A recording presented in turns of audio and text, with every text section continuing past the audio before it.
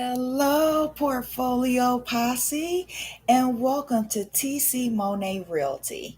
So, as I hope you watched the last video, and we are putting out so much content. Our team has worked so hard, and we've been getting so many questions about various aspects of real estate. How do I get my license? Should I get my license? How do I get into investing? What about auctions? Foreclosures, REI, REO, what is REI? What's ARV? So there have been so many questions.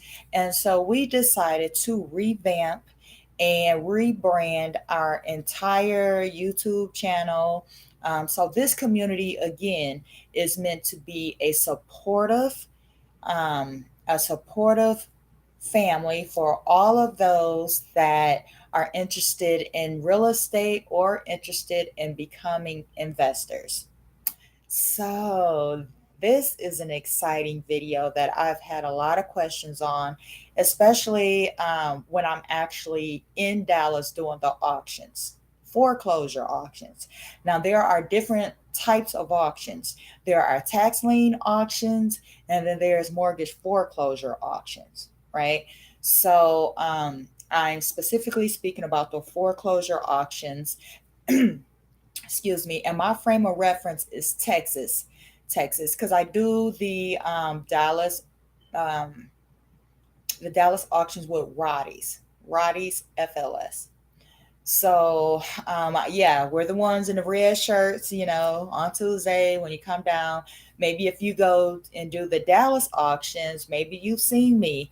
If you see me, just say hi. Hi. The next auction is June 7th.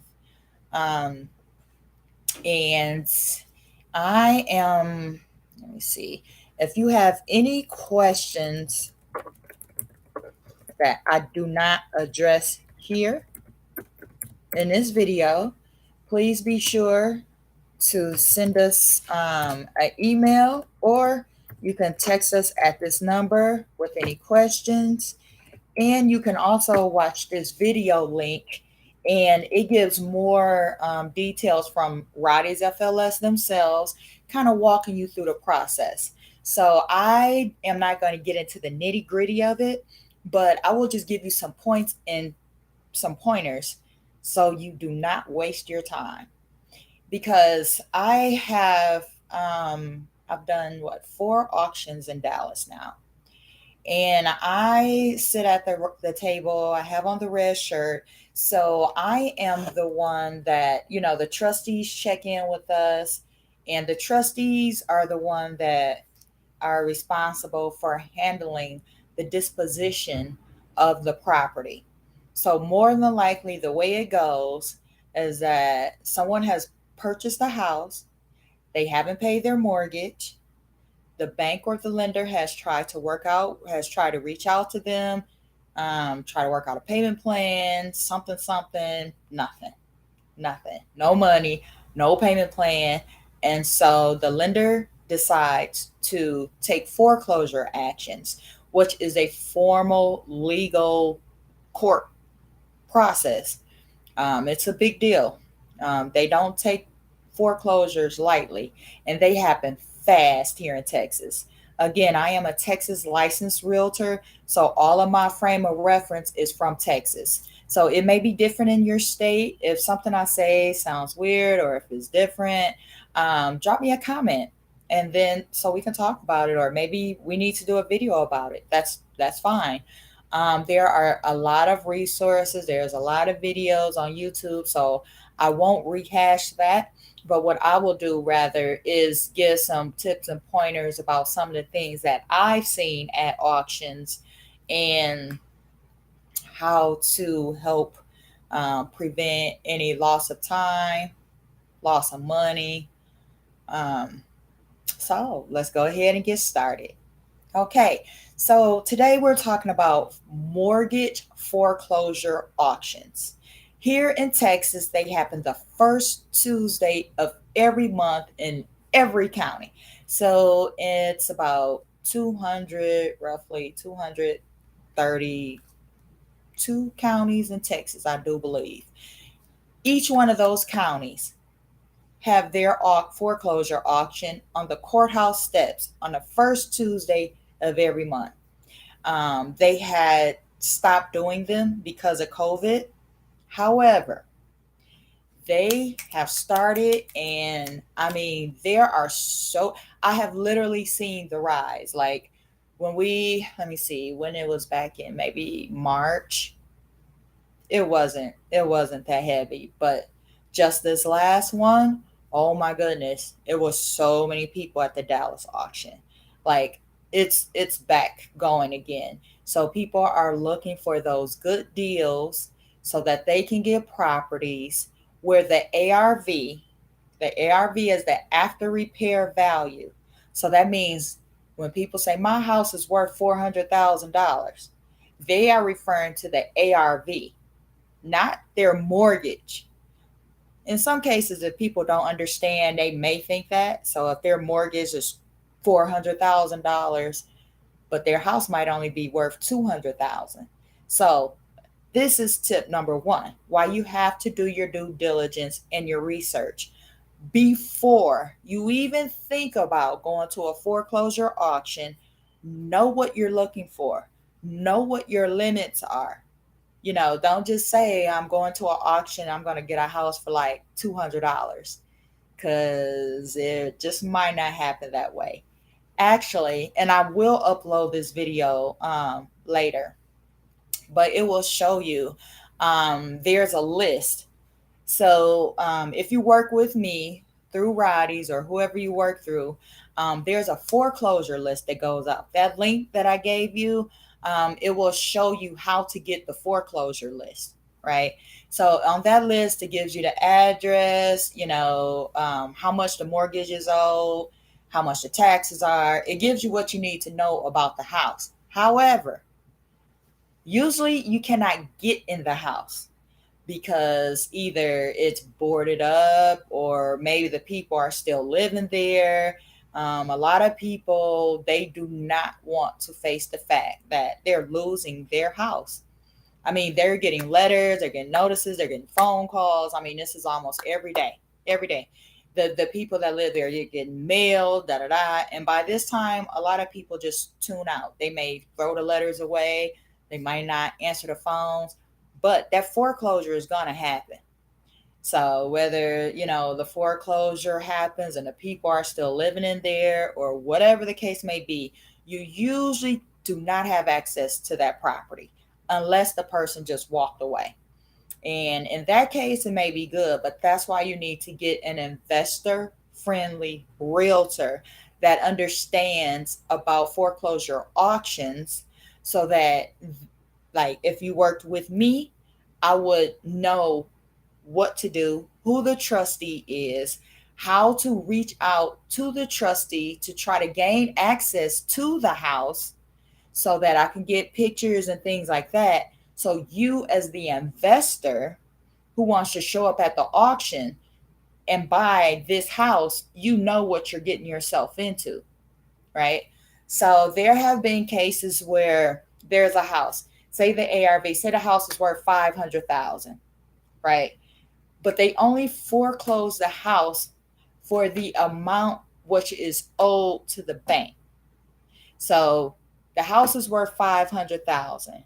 The people have lived in the house 10 years, and all of a sudden they just stopped paying their mortgage.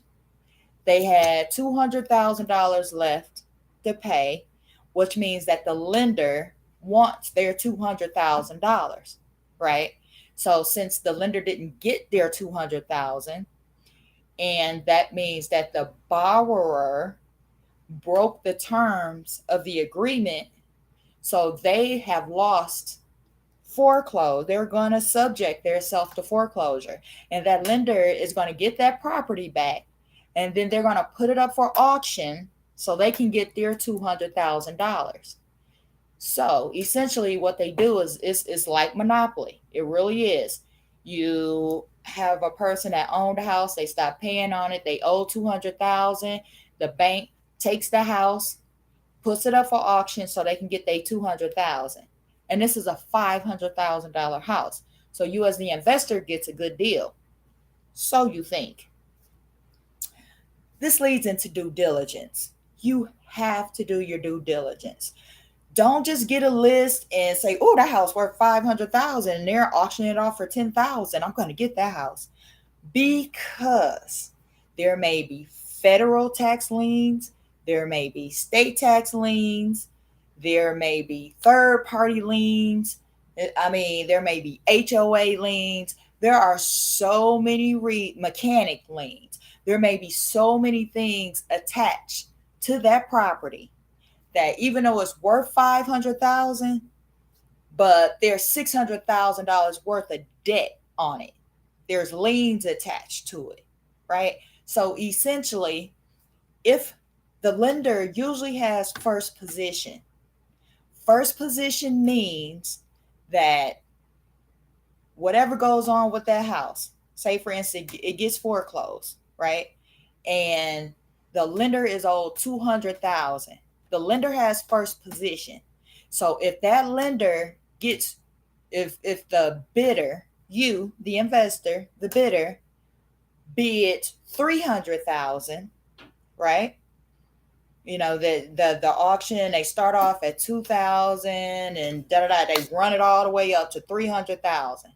Mind you, the opening bid was maybe 10,000, but people keep bidding. They keep bidding 10,000, 15, 20, 60, 100. I mean, I've seen this with my own eyes. I have seen a house start off opening bid $2,000, and next thing you know, it closes at 235, $235,000.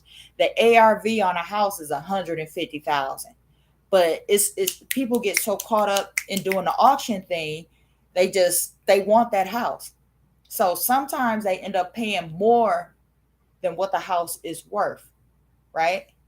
Not to mention, they buy the house, they haven't done their due diligence, and find out later that there's $100,000 in liens attached to it. You're liable. If you buy a house with liens attached to it without doing your due diligence, that's now your debt, right? So you have to do your due diligence. Do not go to an auction blind and just bid on a house because it's cheap.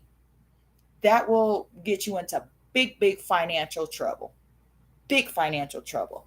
So the way auctions work is, so you get a list and the trustees check in with us. Trustees are the ones that they call the prices off. They say the legal description, and they talk about, they usually don't give an address, they give the legal description. So they'll say subdivision, lot, section, da da da, and then you're looking at the list like, oh yeah, that's the house. So you have to compare the legal description to find out what the address is, and then if that's the house you want to bid on. You need to know your limits before you even get to that auction. You need to know which house, you need to know how much you're willing to pay. What's your limits? Because auctions are very emotional. It's a lot of emotion. It's a lot of people with a lot of money, and they want what they want. So they will bid. They will keep bidding. Even if it exceeds the value, they will bid just to win. So don't you be that person in my portfolio posse that goes out and pays $500,000 for a $200,000 house. We don't do that in portfolio posse. No, we don't do that. If you ever want to go to an auction and you want me to bid on your behalf, I can also do that. There's a $500 fee for that. So that means that you got the list. You're in California. You got the list and you say, I want this house. I say, okay. We sign a contract letting you know that I will represent you as the bidder at that auction. So I know which house you want. And also, another big thing at auctions is you have to pay for it right away. And cashier checks, yeah. Some places take cashier checks or money orders. No checks, no cash.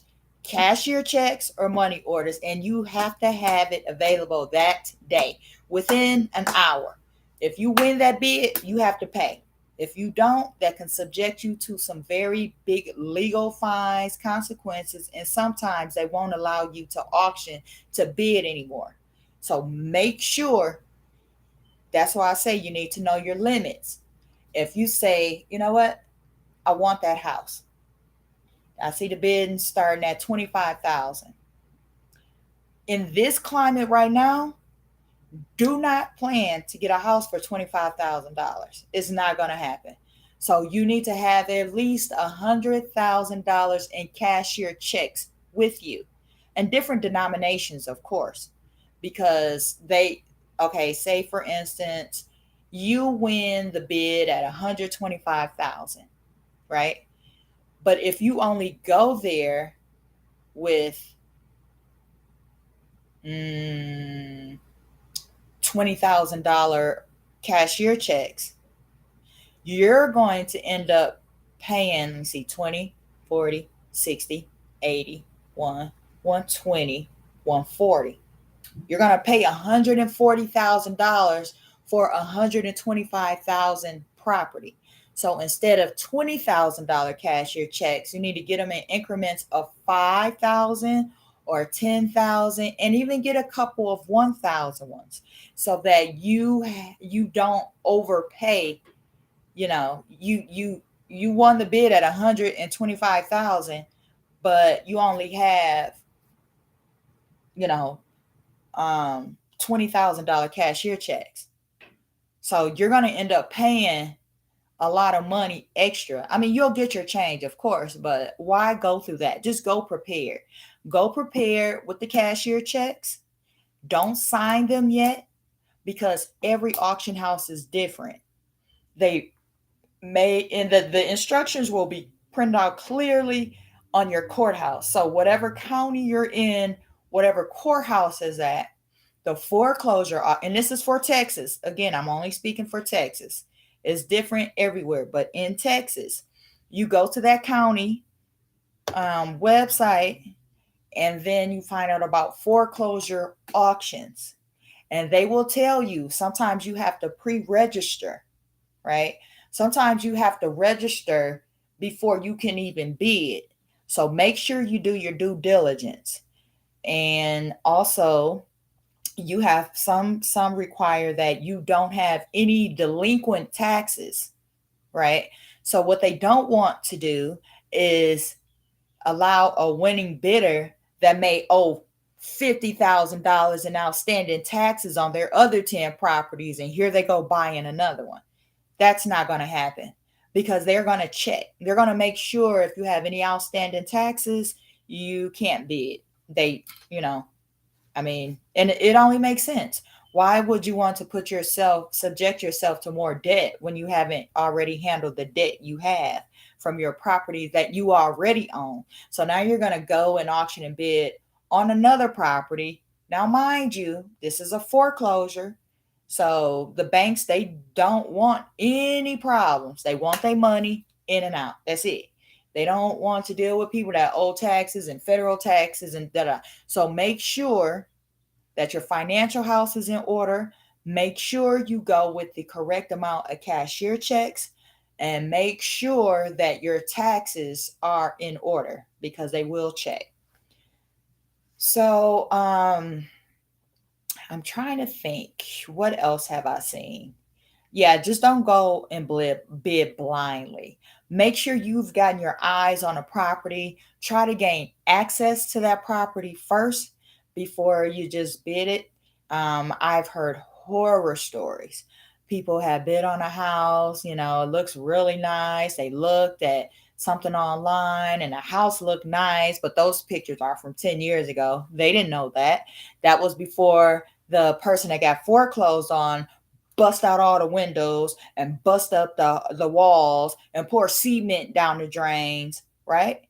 That's the kind of stuff that happens in foreclosures. So make sure you have a investor friendly realtor looking out on your behalf that knows what to look for with foreclosed properties. It's very important. The worst thing that can happen to any of my portfolio posse is that you go and spend $200,000 in hard earned cash presented in cashier checks. No refunds. All right? There's no refunds. I don't care what you find out after the fact. That is your problem. So make sure you do your due diligence before you hand over $200,000 in cashier checks and you get yourself a money pit, and you open a front door and there's no walls and there's cement in the drains, and they've ripped out all the copper wires, and there's horror stories. So that's why I thought it was so important for me to make this video, because I've seen too many people, they get a have a backpack full of cashier checks, and they just go and they buy this house and they buy that house and they buy a condo and they buy this, and they didn't know that there were HOA liens and mechanic liens, and they back paid on their taxes 10 years, and there's an outstanding federal tax lien. Do your due diligence. Title search and make sure that it's a clean title, because once you bid and you win and you give those cashier checks, that's it. No refund. There is nothing you can do in court. It is as it is. It is what it is. So make sure that all of my portfolio posse are smart foreclosure auction investors. Okay, well, I hope that helped. And as always, join us and grow your portfolio.